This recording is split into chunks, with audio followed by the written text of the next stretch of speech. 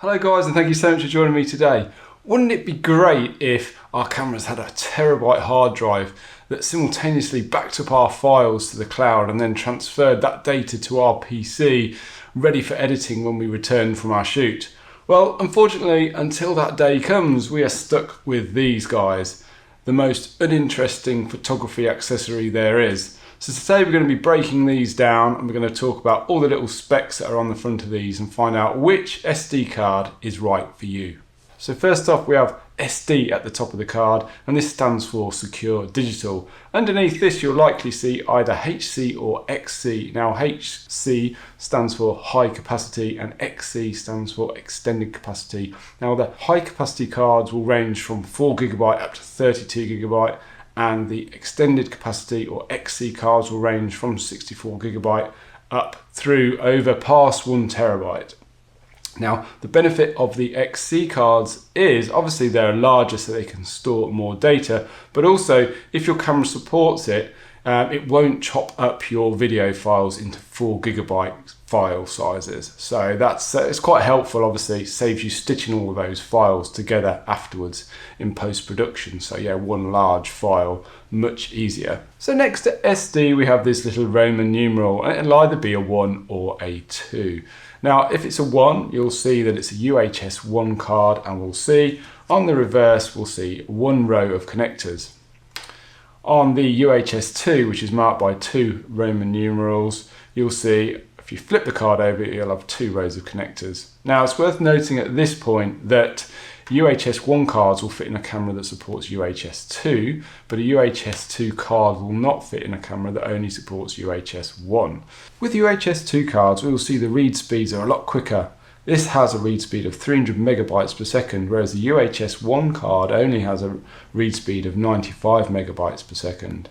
And according to SanDisk, the UHS 2 cards are capable of writing from the camera to the card at speeds up to 260 megabytes per second, meaning they are capable of writing high quality codecs such as Fujifilm's All Intra H.265 at 400 megabits per second with ease. Next up, we have the V number at the top right hand corner here, and this was introduced more recently. Now the V stands for video, and this is for transferring data from the camera to the card in regards to video.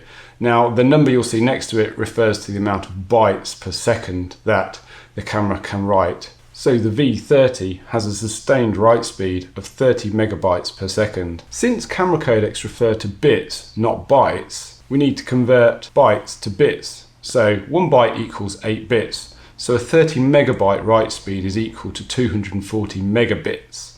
Ideal for most 4K video codecs below 240 megabits per second. So I'm recording this now at 200 megabits per second at H.264. and it works absolutely fine. Next we have this little number in the U, and this refers to the UHS speed class.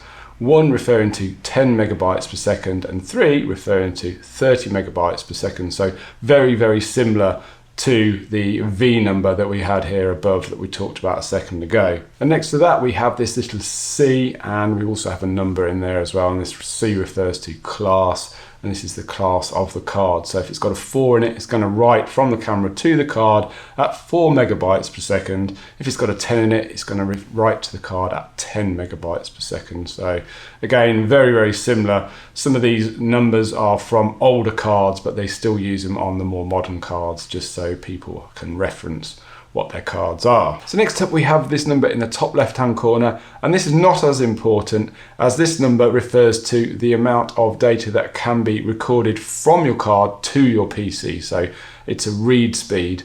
So unless you need to offload those files super quickly, this number isn't that important. So you'll see some of these cards are 300 megabytes per second, and this one here is 80 megabytes per second. But you know, unless, like I said, you need to offload those files super quick, then it really isn't that important. So you shouldn't pay too much attention to that read speed number. Finally, we have the number at the bottom left hand corner, and it's the most obvious number. It's the storage capacity of the card.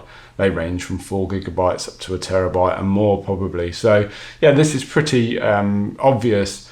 I get around about 1100 raw photographs on a 32 gigabyte card, just to give you an idea. and that's the size that I use when I'm shooting weddings.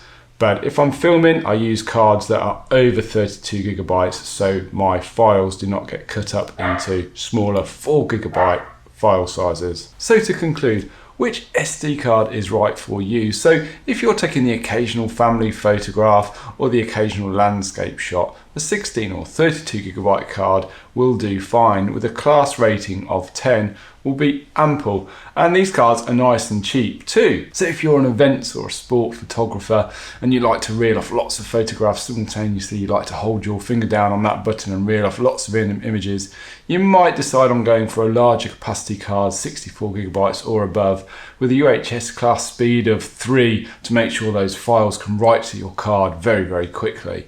So yeah, events or sports, definitely go for a class 3 or above. So if you're a reporter and you've got to offload those files quickly to your PC to get them sent over to your client, you might choose a UHS 2 card, which offers read speeds up to 300 megabytes per second to get those images from your camera to your hard drive so you can get them delivered to your client. Great if your camera supports UHS 2. If you enjoy shooting 4K video with codecs below 200 megabits per second, then consider going for a V30 card. That will make sure that information is written to the card without any dropped frames. And also, I recommend going for a 64 gigabyte or above card, and this, if your camera supports it, will mean that your footage doesn't get chopped up into 4 gigabyte files. If you're shooting 4K with codecs above 200 megabits per second, consider using a UHS 2 card or a UHS 1 card with V60 or V90 to make sure you don't lose any drop frames within your footage. One more thing I should say is the SD cards that I featured today are all SanDisk cards, and I'm not affiliated with them in any way, but I do highly recommend them. What I use professionally, and I have been using since I started working professionally, and they haven't let me down. They're very, very, very good cards, so they're highly recommended. I'll leave a link in the description to the cards that I use. You can go and check it out. I'll take you to Amazon. So that's pretty much it for SD cards. I hope it simplified things for you and it's going to help you make your next purchase when you come to buy your next SD card. Lots of things on the back there that can be quite confusing. If you've got any questions or you've got anything to add, please drop a comment in the section below and I'll definitely get back to you. Always reply to all of the comments. So that's really cool. If you enjoy the channel and you want to see more, please consider subscribing. We've got lots more content coming out weekly. Landscape photography vlogs, videography tutorials, editing tutorials, gear reviews, all of that sort of thing. So if that's your thing, hit the subscribe button and hit the bell. You'll be notified next time we make an upload. So yep, if you really enjoyed it, hit that thumbs up and I will see you very soon. Thank you guys.